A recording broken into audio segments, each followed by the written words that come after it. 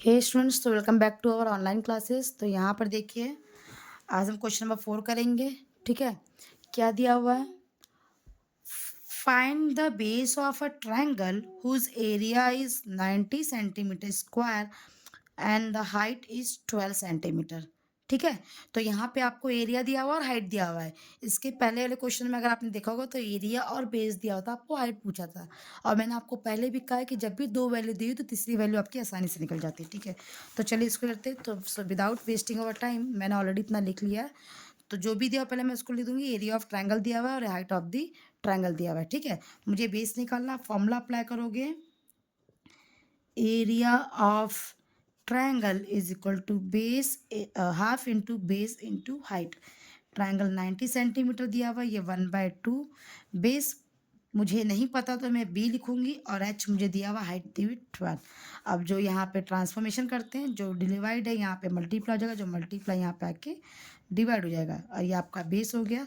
सो 2 1 ज़ा 2, 2 6 ज़ा 12, 3 2 ज़ा 3 2 ज़ा 3 3 ज़ा 0, 2 1 ज़ा 2, 15 ज़ा। जो आपका बेस की वैल्यू जो रहेगी वो आएगी 15। आप यूनिट चेक कर लीजिएगा सेंटीमीटर में, तो मेरा सेंटीमीटर में आएगा। फिर इसको आप वर्ड फॉर्म में लिख दोगे, therefore the base of the triangle is 15 centimetre.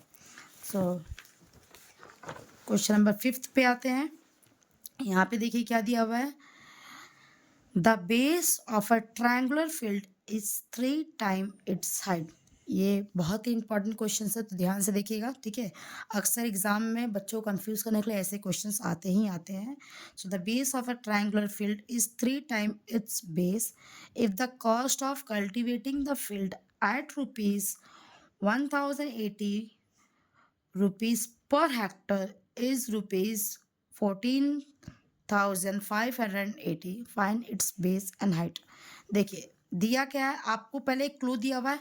जो क्लू दिया ना उसके उसके अकॉर्डिंग ही हम चलते हैं। ठीक है, सो क्वेश्चन नंबर 5 की हम बात करें तो यहाँ पे आपको दिया हुआ है कि base of a triangular field is 3 times of its height.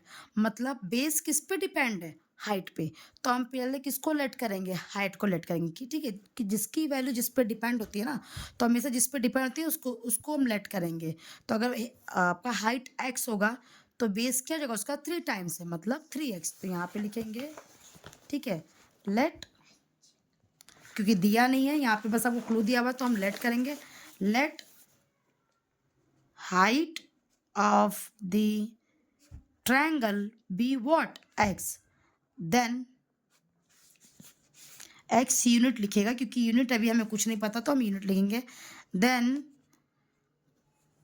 Base of the triangle is be what? 3x, क्योंकि उसने बोला हुआ है कि उसका 3 टाइम्स है। अभी यूनिट के बारे में हमको ज़रा भी नॉलेज नहीं है। आगे क्या दिया हुआ है? if the cost of cultivating the field at rupees 1080 per hectare। देखिए, 1 हेक्टर का जो कॉस्ट ऑफ कल्टीवेट करने का जो कॉस्ट ना, वो कितना दिया हुआ है? 1080 रुपीज़। ठीक है, सॉरी, कितना दिया हुआ है? 1080 रुपीज़ दिया हुआ है 1 हेक्टर को। और मुझे टोटल कॉस्ट दिया हुआ है। देखिए, अगर एक की वैल्यू दी होती है और ज़्यादा की वैल्यू पूछी होती है तो हम मल्टीप्लाई कर लेते हैं, तो हमें टोटल कॉस्ट निकल जाता है ना। अब यहाँ पे हमको टोटल कॉस्ट दिया हुआ है और एक की वैल्यू दी हुई है। अगर हम इसको डिवाइड कर दें तो हमें ये पता चलेगा कि मेरे पास कितने हेक्टर फील्ड है। ठीक है, सो सेंस आप लिखोगे क्या दिया हुआ है? सेंस कॉस्ट ऑफ, जो भी दिया हुआ आप वही लिख दीजिए। कल्टी, देखिए स्टेटमेंट आप अपने मन से भी लिख सकते हैं, इसमें कोई शरट्टा मारने की जरूरत नहीं है। सो मैं लिखूंगी जो भी दिया हुआ है, cost of cultivating the field at rupees what 1080 per hectare. Per hectare का मतलब 1 हेक्टर। अब आपको ये पता होना चाहिए कि एक्चुअल में हेक्टर का मतलब क्या होता है। तो मैं आपको बता दूं, एक्चुअल में 1 hectare is equal to 10,000 metre square. ठीक है, ये आपको पता होना चाहिए। 1 हेक्टर की वैल्यू होती है 10,000 मीटर स्क्वायर। बट अभी मुझे हेक्टर के हिसाब से दिया तो मैं हेक्टर में सॉल्व करूंगी, उसको फिर बाद में मीटर में कन्वर्ट करूंगी। सो therefore area of triangular field, क्योंकि जो आपका फील्ड है वो किस शेप में है, वो किस, so the area of triangular field, ठीक है, क्या होगा आपका टोटल कॉस्ट जो आपको दिया हुआ है ना, इसको आप डिवाइड कर दोगे पर हेक्टर कॉस्ट से, तो आपको area of triangular field per hectare cost से आप डिवाइड कर देते, तो टोटल कॉस्ट मैंने कितना दिया हुआ था 14580 रुपीज़, एंड द पर कॉस्ट एक हेक्टर के कॉस्ट कर कितना दिया हुआ है 1080 रुपीज़। तो चलिए हम कैंसिल कर लेते हैं, कितना आ जाएगा 2 5 ज़ा 2 4 ज़ा 2 7 ज़ा 2 2 ज़ा और 2 7 ज़ा 2 2 ज़ा 2 9 ज़ा, ठीक है, ये 3 से कैंसिल होगा, 3 1 ज़ा 3 8 ज़ा 24, 3 2 ज़ा 3 4 ज़ा 3 3 ज़ा, सो ये मुझे लगता है 3 से जाएगा, 3 6 ज़ा 3 8 ज़ा 3 1 ज़ा, ये आपका 3 2 ज़ा 3 4 ज़ा 3 से कैंसिल है, 3 2 ज़ा 6 3 7 ज़ा, इसको मैं ये कैंसिल नहीं होगा तो 27/2, अगर मैं इसको डेसिमल में कन्वर्ट करूँ तो क्या हो जाएगा 2 1 ज़ा 2 5 ज़ा 2 3 ज़ा 6 2 5 ज़ा, दैट इज 13.5। देखिए आपका जो कॉस्ट दिया ना हेक्टर के हिसाब से दिया हुआ है, तो जो मेरा यूनिट आएगा वो किस में आएगा हेक्टर, ठीक है, मतलब जो मेरा फील्ड है, जो ट्रायंगुलर फील्ड है वो कितना 13.5 हेक्टर। अब मैं क्या करूँगी, इस हेक्टर किस में कन्वर्ट कर दूंगी मीटर स्क्वायर में। अब आपको पता है since 1 hectare is equal to 10,000 metre square, so therefore 13.5 hectare को अगर आपको चेंज करना है, मतलब आपने 13.5 से मल्टीप्लाई किया, अगर इसको आप 13.5 से मल्टीप्लाई करोगे तो कितना हो जाएगा मेरा, एक 4 ज़ीरो है तो 4 डिजिट शिफ्ट होगा, तो 13530 और ये हो जाएगा आपका मीटर स्क्वायर। मतलब जो आपका ट्रायंगुलर फील्ड है हेक्टर में 13.5 हेक्टर है, अगर उसको मीटर स्क्वायर में कन्वर्ट करेंगे तो 135,000 मीटर स्क्वायर आपका ट्रायंगुलर फील्ड होगा। अब आपको एक तरह से देखा जाए आपको एरिया पता चल गया है ना, अब आपको एरिया पता चल गया, आपको पता है कि हाइट और बेस का क्या रिलेशन है, तो हम क्या करेंगे एरिया ऑफ ट्रायंगल लगाएंगे, तो area of triangle, so therefore area of triangle is equal to, ठीक है, आपको कितना दिया formula half into base into height.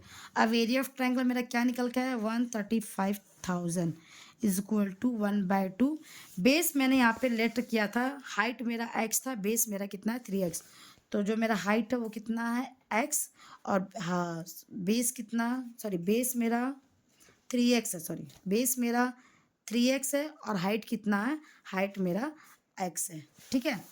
तो जो भी यहाँ पे डिवाइड मल्टीप्लाई हो रहा है उसको आप देखिए, यहाँ पे ये डिवाइड है, यहाँ आएगा तो मल्टीप्लाई हो जाएगा, 3 यहाँ पे मल्टीप्लाई यहाँ पे आके डिवाइड हो जाएगा, और x इंटू एक्स मेरा क्या हो जाएगा एक्स स्क्वायर। तो चलिए कैंसिल करते हैं, कैंसिलेशन होगा, हो जाएगा 3 4 ज़ा 12 3 5 ज़ा 15 0 0 0, तो ये क्या हो जाएगा मेरा 45,000 into 2 is equal to x square. अगर मैं इसे मल्टीप्लाई करूँ तो ये 0 0 0 2 5 ज़ा 10 2 4 ज़ा 8 प्लस 9, आपका कितना जाएगा 90,000 एक्स स्क्वायर की। आपको एक्स स्क्वायर की वैल्यू आई है, आपको निकालना किसकी वैल्यू है एक्स की वैल्यू, तो आप क्या करोगे स्क्वायर रूट लोगे, so take square root on both the side, आप दोनों साइड स्क्वायर रूट लोगे तो जो एक्स स्क्वायर का स्क्वायर रूट तो ये एक्स हो जाएगा, और ये क्या हो जाएगा 90,000, ठीक है।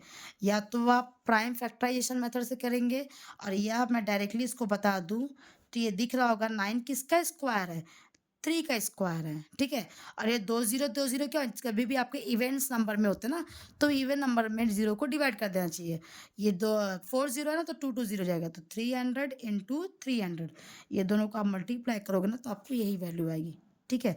तो ये देखिए जब मैंने कहा जब भी स्क्वायर रूट में नंबर्स होते हैं तो पेयर्स नंबर क्या होते हैं बाहर आते हैं, मेरा 300 क्या जाएगा बाहर आ जाएगा। अब यहाँ पे एक्स की वैल्यू क्या जाएगी 300, ठीक है। अब एक्स हमने किसको लेट किया था, यहाँ पे देखिए हाइट हमारा क्या था एक्स था, therefore height of the triangle is x is equal to 300. आपका मीटर में आंसर आ रहा तो यहाँ पे आपका आएगा metre. And the base of triangle is 3x, that is 3 into 300, which is equal to 900 meter. So this is your answer. Thank you so much for watching my video.